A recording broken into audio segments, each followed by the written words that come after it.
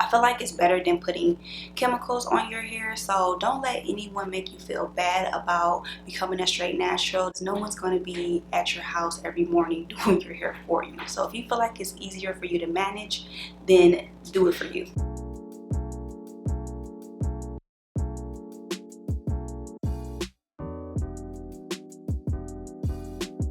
Hey ladies, I'm Shell for anybody that's new here. So I'm a licensed cosmetologist and I specialize in teaching women how to grow and maintain their natural hair.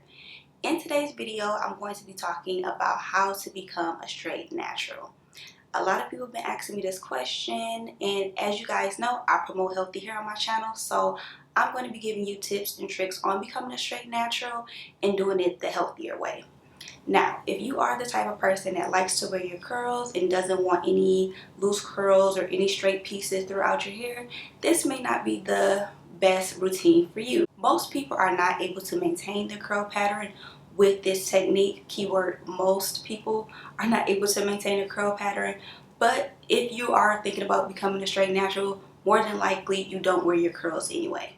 So we're going to jump right into the video. So I'm going to be giving you a couple of tips, and the first one I want to start off with is set yourself up on a schedule for how many suppresses you're going to do. So typically with straight naturals, I see maybe about 3 different routines, and that is they'll suppress their hair either once every 2 weeks, once every 3 weeks, or they'll do it monthly.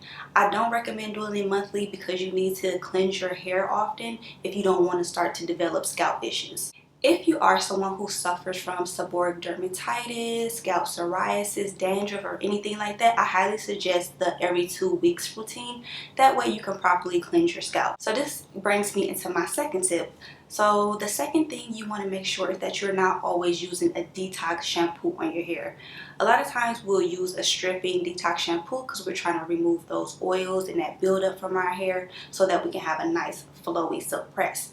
The problem with that is that you can dry out your scalp and you will start to dry out your hair. So sometimes you can use a moisturizing shampoo instead of a detox shampoo.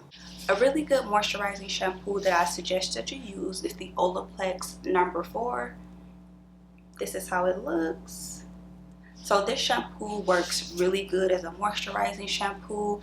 If you are not doing the detox, then I would suggest you wash your hair and your scalp with this 2 times instead of just once. And if you are a person that is suffering from dry scalp when you are doing your silk presses, make sure you check out my course because I do go over that inside of my silk press course. My third tip is for you to get in salon standalone treatments to help rebuild the structure of your hair. So these are the Olaplex 1 and 2 treatments.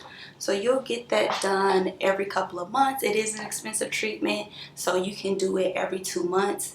And then in between salon visits, I highly just suggest doing these 0 and 3. Another thing you'll want to do is protein treatments. So once you start straightening your hair is losing that protein. So you'll have to rebuild the proteins in your hair by getting protein treatments if you have medium to high porosity hair. If you have low porosity hair, a lot of the products that you use for silk press already have like proteins and silk amino acids in them. So if you feel like you don't need a protein with your if you don't need a protein treatment with your low porosity hair, then I suggest just using the products with proteins in them. Because a lot of the times it can make your hair feel super stiff, super brittle if you have low porosity hair and you're doing protein treatments. Yeah, these protein and Olaplex treatments are a necessity if you want to become a straight natural and keep your hair healthy.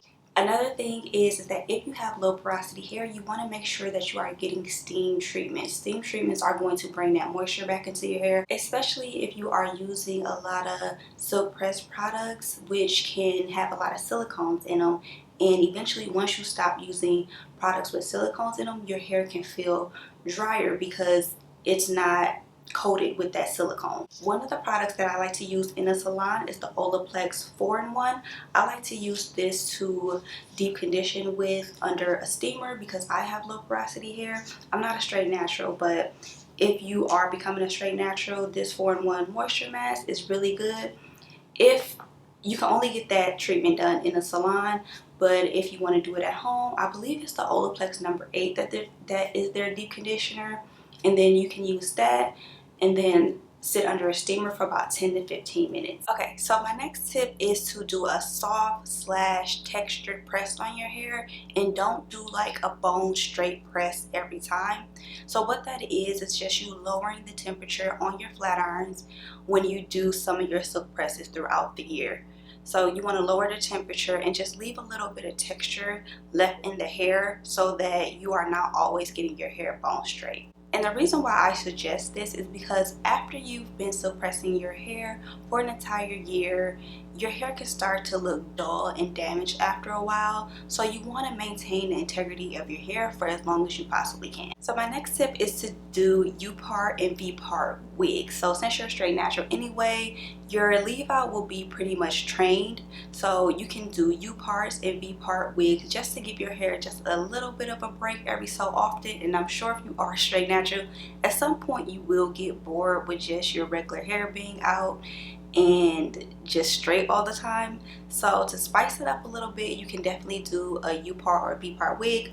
What I have on now is a V-part wig, and I have very little leave out, and the V-part is really like super thin, so they really advanced these V-part nowadays, but it's really thin. It doesn't take a lot to cover up the tracks or anything up here, and then my leave out is just pressed out. So it's a nice style to get yourself away from just having all your hair out. And this is a tip that I'm sure many of you are familiar with, and that is to use a ceramic iron, so a ceramic flat iron, and making sure that you do 450 or below. So depending on your hair texture and your density, you want to make sure that you're using anywhere between, well, whatever it says on the flat iron box, it gives you suggestions based off of your texture and density. So you want to go based off of that, and then you can gradually increase if you want to, but you want to just make sure you stay under 450 degrees. Okay, so for my last tip, your hair structure has everything to do with what is going on inside your body internally.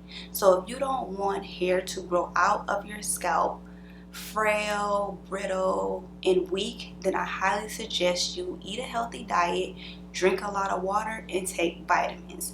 Since you are using all that heat on your hair throughout the year, your hair will eventually become, the structure of your hair will eventually be weakened. It'll start to be a little bit more fragile, frail, and break easily. So once you are flat ironing your hair, you don't want it to break right away. You want the hair growing out of your scalp, out of your follicles, to be as strong and as healthy as possible. And you want to make sure that your body is not dehydrated. It's one of the worst things you can do if you are on like a healthy hair journey and you're trying to grow out your hair or maintain healthy hair. You need to drink a lot of water so that everything internally is functioning properly. So another tip is to make sure that you get your trims often. So when you are straightening your hair throughout the year, you'll notice that you'll start to have thinner, finer, frail ends, and that is because the ends are the weakest part of our hair because they're the oldest. So once you start putting a lot of heat, you'll start to develop those straighter ends. And you can get trims once every 2 months. You can get them more often. If you do not know how to silk press your hair, be sure to check out my silk press course. It has everything in there. It has how to do a silk press, it has how to wash, deep condition the hair. I have a Q&A in there talking about frizz and humidity and why your hair might revert quickly. I'm talking about heat damage and all of that in this course, so it'll be linked down in the description box. So if you are thinking about becoming a straight natural, make sure you check that course out. I'll leave it linked down below in the description box. And as always, if you have any questions, leave them down in the comment section, and I'll see you guys in my next video.